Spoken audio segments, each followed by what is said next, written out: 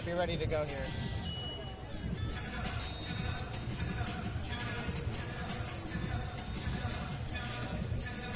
Remember, are you starting off? Yeah. Yeah. And then come to us. Go.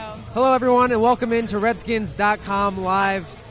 We are previewing the Washington Redskins and the Green Bay Packers Week 3 matchup, and I am Jake Kring-Schreifels of Redskins.com, joined by Natalie Cal. On right now, the weather is not the best, but this is football weather. Football weather, we love it. It is Week 3 of the NFL season. The Green Bay Packers are here, and let me tell you, there's a lot of energy on FedExField right now. There is. There's a lot of energy, although it's the rain is trying to dampen that. But I think this is what I think football players love to see. I mean, this is the elements, right? These are what you kind of dream about when you're playing NFL football. Hey, I'm going to be in the slop in the mud and go after it. Absolutely, and I think the Washington Redskins are ready to battle. That's for sure. They want to head into that bye week 2-1. Wouldn't you say so, Jake? Yes, this is a big matchup for the Washington Redskins.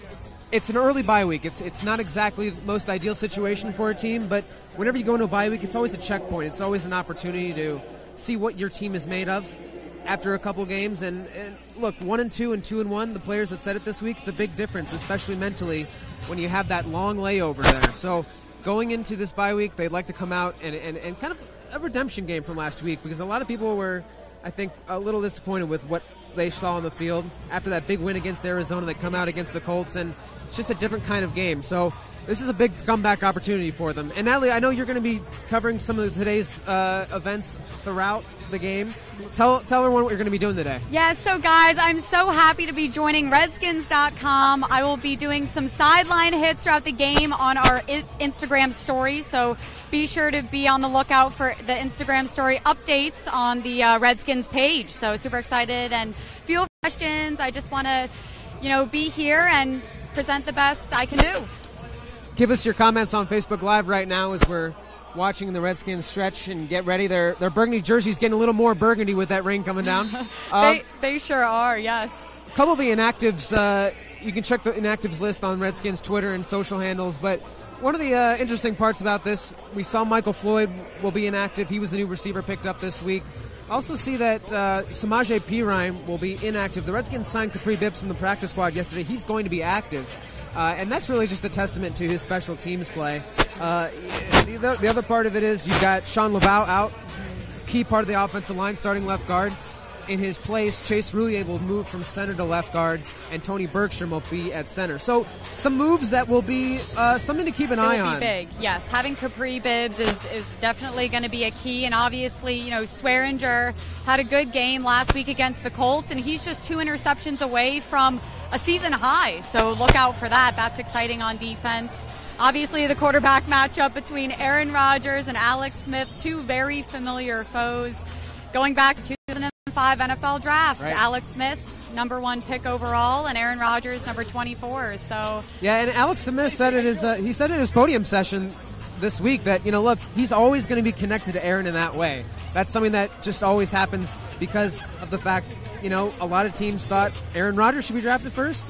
Alex Smith was instead, and their games are somewhat they're different. I mean, Alex Smith has kind of been labeled the game manager for most of his career. Aaron Rodgers more of a gunslinger type, can make all the throws, but they both had very consistent careers. I mean, they've both been at the top of their game, especially with Alex Smith changing teams, Aaron Rodgers only being on one. They've still managed to be consistent. Alex Smith has been a huge leader both on and off the field for the Redskins, and I really look forward to seeing the team continue to gel and grow under his wing. Right.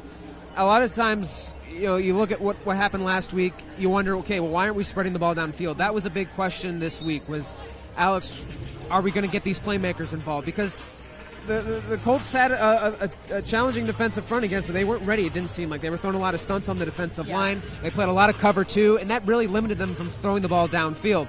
Now, you look at this weather, you look at what might happen today. It might be tough to stretch the ball down the field because of the rain.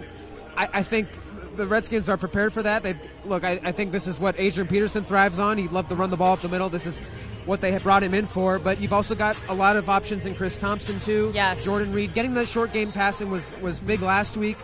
It didn't get the amount of big plays that they were hoping for. But, right. This is an offense that I think would like to spread the ball to its wide receivers a lot more.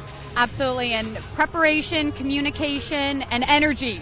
That's key for today, for the Washington Redskins to get that win.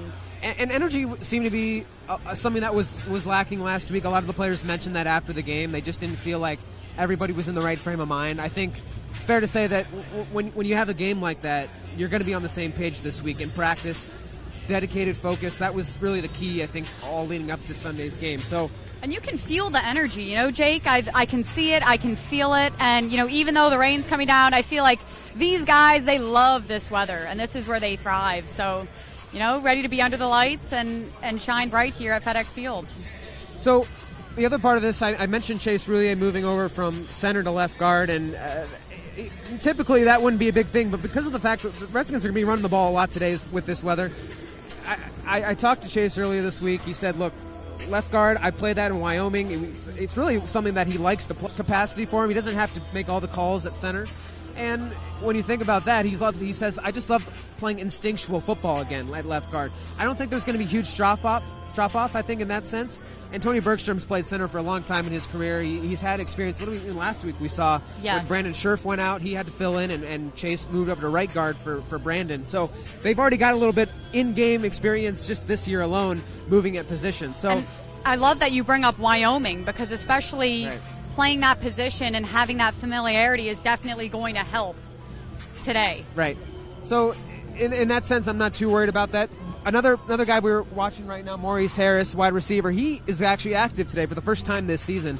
He had a concussion that happened in the second preseason game, and this is a guy that I think the Redskins really wanted to get on the field for a long time because he's so versatile. He can play every wide receiver position, and they just haven't been able to get him because of the concussion symptoms. He's finally back. He got cleared, I think, a couple of weeks ago, but they still were being precautionary with him this week in practice. And he's another guy to look out for today.